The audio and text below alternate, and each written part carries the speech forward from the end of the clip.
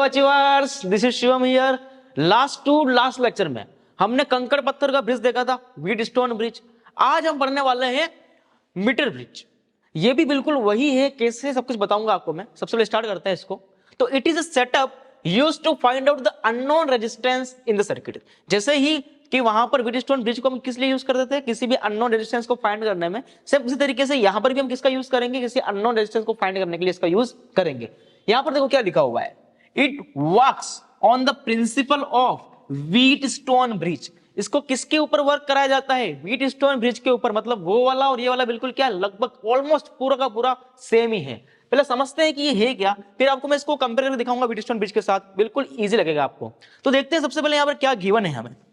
सी, सबसे पहले बात क्या की इसने, मीटर ब्रिज यानी कि मीटर का स्केल। यहां पर 1 मीटर लंबा एक स्केल यहां पर पुट करते हैं। 1 मीटर लॉन्ग यहां पर क्या रखा हुआ है, एक स्केल रखा हुआ है। और ये पूरा का पूरा सेटअप जो होता है किसी एक लकड़ी के कार्डबोर्ड या गत्ते के ऊपर इसको बना के रखते हैं। यहां पर देखो हमने क्या किया कि यहां पर 1 मीटर लंबा, यहां पर जो दिख रहा है पिंक वाला, 1 मीटर लंबा यहां पर वायर ले लिया हमने। कोई भी मैग्नेट का वायर ले लिया, रजिस्टर वायर, ठीक है।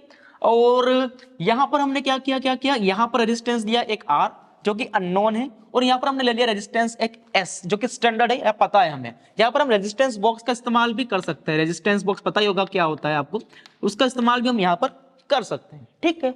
अब हमने क्या किया, यहां से ये जो होती है ना, ये ब्लेड्स होती है, मतलब कि ये कंडक्टिंग मटेरियल की ब्लेड बनी होती है। ये एक तरह से वायर का ही काम करती है, कंडक्टिंग प्लेट्स, ठीक है।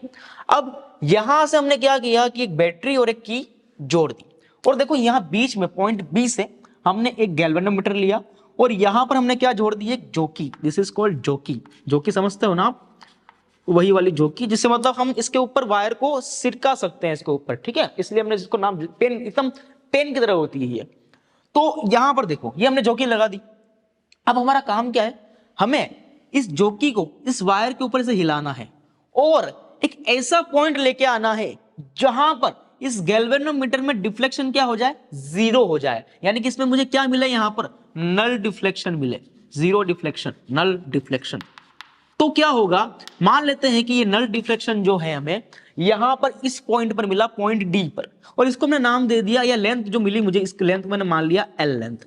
ऐसा मान लिया कि ऐसा मुझे जो 100 सेंटीमीटर गिवन है 1 मीटर, उसमें से L लेंथ में मुझे डिफ्लेक्शन 0 मिल गया। तो बाकी की बची लेंथ कितनी हो गई, 100 माइनस L हो गई। बहुत बढ़िया, 100 माइनस L हो गई, ठीक है। अब ये पूरा का पूरा क्या बन रहा है, व्हीट स्टोन ब्रिज बन रहा है। कि व्हीट स्टोन ब्रिज में भी हमें कंडीशन लानी पड़ती थी जहां पर डिफ्लेक्शन 0 हो जाए, और यहां पर भी मिल रहा है। इसको मैं आपको कंपेयर करके बताता हूं किससे, व्हीट स्टोन ब्रिज से। देखो व्हीट स्टोन ब्रिज में होता क्या था, ऐसे 4 रजिस्टर होते थे, 1 then 2 then 3 then 4, और यहां पर क्या होती है, एक बैटरी होती थी। दिस इज दिस है ना, और बीच में एक गैल्वेनोमीटर लगा होता था, ये वाला गैल्वेनोमीटर, दिस इज G, ये होता था ना। अब देखो यहां पर ध्यान देना, बीच में क्या है, गैल्वेनोमीटर है पॉइंट बी और डी के बीच में। तो पॉइंट बी ये रहा, पॉइंट डी ये रहा, बीच में क्या लगा हुआ है, गैल्वेनोमीटर लगा हुआ है। इसके दोनों साइड एक एक रेजिस्टेंस होता है।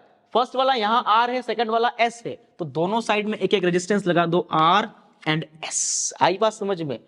अब यहां पर देखो, यहां मुझे जो की मिली 0 डिफ्लेक्शन के साथ। तो वायर के 2 टुकड़े हुए, एक हुआ L, दूसरा हुआ 100 माइनस L। तो देखो यहां पर L, यहां पर 100 माइनस L। तो मान लेते हैं कि इस वाले पोर्शन का रेजिस्टेंस हो गया मेरे पास R1, और दूसरे वाले का हो गया R2, ठीक है। अब इस पॉइंट A से R भी जुड़ा है और R1 भी जुड़ा है। तो पॉइंट A से R भी जुड़ा है और R1 भी जुड़ा है, और पॉइंट B से S भी जुड़ा है और R2 भी जुड़ा है। तो पॉइंट B से S भी जुड़ा है और R2 भी जुड़ा है, और नीचे AB से होते हुए एक बैटरी जा रही है। देखो AB से होती हुई एक बैटरी जा रही है, और फाइनल आपका सेटअप बन के आ गया। मतलब जो ये हमारा मीटर ब्रिज है वो पूरा का पूरा क्या है, एक तरह से व्हीट स्टोन ब्रिज ही तो बना हुआ है। जस्ट एक एप्लीकेशन है व्हीट स्टोन ब्रिज की, जिसका हम यूज कर रहे हैं अननोन रेजिस्टेंस फाइंड आउट करने के लिए। अब अगर यहां पर डिफ्लेक्शन 0 आ रहा है, इसका मतलब R को R2 से मल्टीप्लाई करो, S को R1 से मल्टीप्लाई करो, तो मुझे किसकी वैल्यू मिल जाएगी, यहां पर अननोन रेजिस्टेंस R की वैल्यू मिल जाएगी। तो सबसे पहला काम यहां पर क्या होगा, R1 और R2 को फाइंड आउट करना।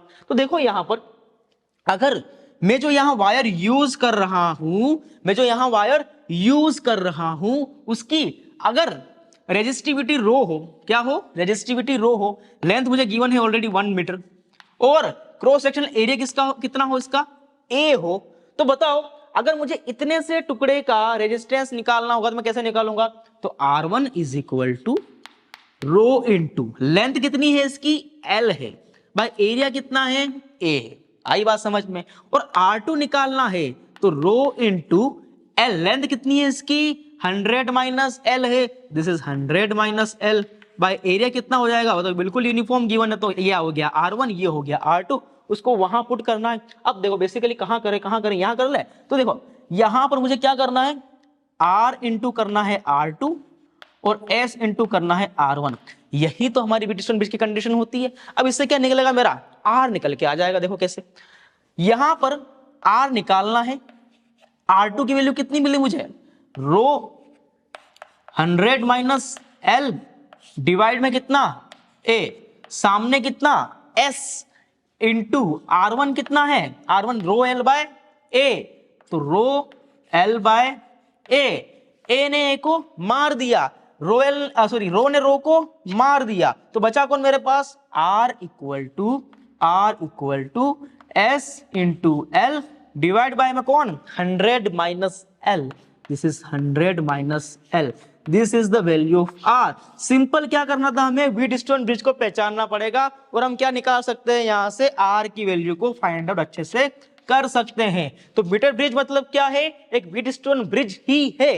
अब यहां पर बार बार आपको यहां पर है ना रोएल बाय ए से ये निकालने की जरूरत नहीं है R1 R2, सिंपल क्या करो, इसको सिर्फ और सिर्फ देखो रो ए और रो ए हर बार कट जाएगा, तो आपको सिंपल जो R है उसको इसकी लेंथ से मल्टीप्लाई करना है, और जो S है उसको भी इसकी लेंथ से ही मल्टीप्लाई करना है, automatic you will get the answer. आई बात समझ में? बार बार रो ए नहीं लिखना है, सिंपल इसको इसकी लेंथ से मल्टीप्लाई कर दो और इसको इसकी लेंथ, देखो इसको हमने क्या कर दिया, सामने वाले की लेंथ 100 माइनस L से मल्टीप्लाई किया, और S को हमने क्या किया, R1 की लेंथ से मल्टीप्लाई कर दिया, ऑटोमेटिक आंसर आ गया। देखो ये दोनों ऑटोमेटिक कट जाएंगे हमेशा। आई बात समझ में? तो इस तरीके से आपको व्हीटस्टोन ब्रिज की हेल्प से मीटर ब्रिज को यहाँ पर समझना है।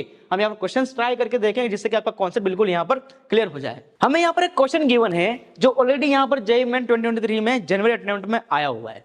क्या बोल रहा है कि when two resistances R1 and R2 are connected in series and introduced into the left gap of a meter bridge, and a resistance of 10 ohm is introduced into the right gap, a null point is found at 60 centimeter from the left side। Sir क्या बोल रहा है, कुछ समझ नहीं आ रहा है, इतना बड़ा क्वेश्चन कैसे दे सकता है कोई? कुछ भी नहीं है, बस थोड़ा सा लैंग्वेज में फंसा दिया है और कुछ भी नहीं है। देखो हमको पता है कि मीटर ब्रिज में ऐसी 4 ब्रांचेस होती है, सिंपल याद रखते हैं 1 2 3 4, इसको आपको सिंपल समझना है व्हीटस्टोन ब्रिज की तरह, ठीक है ना। तो फर्स्ट इसने क्या बोला कि R1 R2 are connected in series and introduced into the left gap of a metre bridge. Metre bridge का लेफ्ट गैप कौन सा होता है, ये वाला, राइट गैप कौन सा होता है, ये वाला, ये दोनों क्या होते हैं, वायर के टुकड़े होते हैं L1 और 100 माइनस L1, इतना फिक्स रखना माइंड में। अब फर्स्ट वाला ग्रुप जो है ये वाला, इसको जो भी हम बोलते हैं, इसकी जगह पर इसने सीरीज में 2 रेजिस्टर लगा दिए R1 एंड R2, तो दोनों का मिक्सअप क्या हो जाएगा, R1 प्लस R2, मतलब यहां पर क्या लगा हुआ है, R1 प्लस R2 लगा हुआ है। आई बात समझ में? देन उसने राइट गैप में क्या किया, 10 ओम लगा दिया, तो राइट गैप में इसने कितना लगाया, 10 ओम लगा दिया, बहुत बढ़िया। देन उसके बाद बोला कि right gap a null point is found at 60 centimetre from the left side, यानी कि लेफ्ट के 60 सेंटीमीटर में क्या मिला है, नल पॉइंट मिला है, मतलब इसको क्या लिख दो, सिंपली 60 और इसको 100 माइनस 60 यानी कि 40। आई बात समझ में?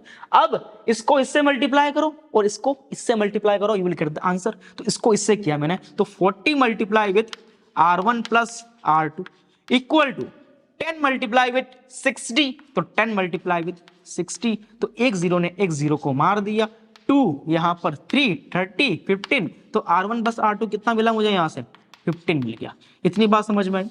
बट अपने को क्या पूछा इसने, R1 R2 का मल्टीप्लिकेशन निकालना है, तो क्वेश्चन के दूसरे पार्ट में जाओ। अब फिर उसने क्या बोला, when R1 R2 are connected in parallel, मतलब कि जो यहां पर लगाया हुआ है, मैं फिर से बना देता हूं यहां पर इसको।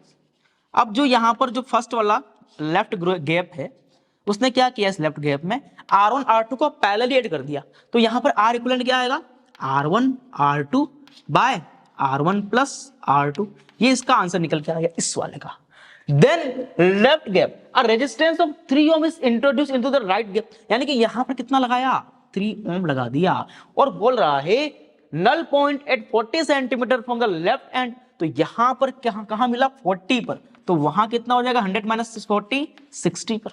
आई बात समझ में। देन पूछा कि मल्टीप्लिकेशन निकालो R1 R2 का कितना हो जाएगा, तो इसको इससे मल्टीप्लाई करो, उसको उससे मल्टीप्लाई करो, देखते हैं कितना आंसर आता है।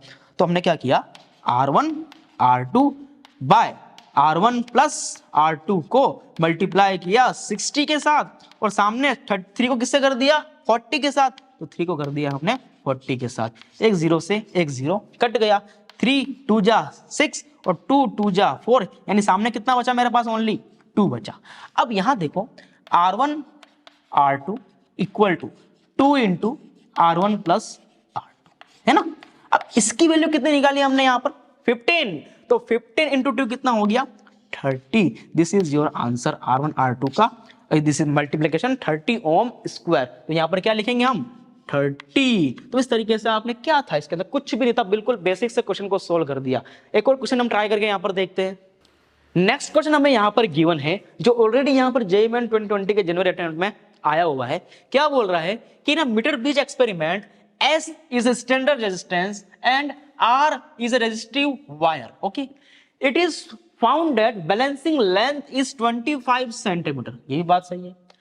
तो सबसे पहले देख लेते हैं इसने क्या बोला अब तक इसने क्या बोला कि एक बनाया मीटर ब्रिज इसने, जिसने यहां पर एक स्टैंडर्ड दिया S, एक रेजिस्टेंस दिया R वायर वाला, और बैलेंसिंग लेंथ दी 25 सेंटीमीटर, तो यहाँ 25 और यहाँ पर 75। तो यहां से इक्वेशन क्या बन के आएगी सिंपल R इंटू 75 और सामने क्या निकल के आएगा S इंटू 25, तो क्या निकल के आया R 3R equal to S, 3R equal to S, ये निकल के आ गया है ना। अब उसके बाद इसने क्या किया देखते हैं कि if R is replaced by a wire of half length and half of diameter that of R of same material, मतलब कि इसने क्या किया कि जो R था मेरा उसका मटेरियल तो सेम रखा, बट उसकी लेंथ आधी कर दी, उसका डायमीटर आधा कर दिया। देन बोल रहा है कि find the balancing distance in centimetre will be now, कितनी हो जाएगी। तो देखो मैं R की बात करूं, अगर जो R पहले गिवन था, मान लेते हैं कि उसका रेजिस्टिविटी रो है, लेंथ L है, और एरिया जो है वो पाई डी स्क्वायर, इतना मुझे गिवन है, पाई डी स्क्वायर बाय 4, डायमीटर आधा कर देते हैं, ठीक है, पाई ठीक है, रेडियस का आधा डायमीटर होता है, ठीक है। अब क्या हुआ, मान लेते हैं कि जो उसकी नेक्स्ट रेजिस्टेंस निकली वो R डैश हो गया चेंज करने के बाद, तो रेजिस्टिविटी तो सेम रहेगी, बट लेंथ उसकी क्या हो गई आधी हो गई, ठीक है। और उसने क्या किया कि हाफ ऑफ द डायमीटर इसको भी आधा कर दिया, तो नीचे ऑलरेडी 4 तो ही, पर d/2 का अगेन 4 आएगा तो कितना हो जाएगा, देखो यहां पर क्या हुआ सिंपल पाई d/2 का होल स्क्वायर बाय 4। आई बात समझ में। अब ये 4 ऊपर जाएगा तो रो इंटू L, ये 2, ये पाई डी स्क्वायर, ये वाला 4, और इस 4 को मैं ऊपर भेज रहा हूं, ठीक।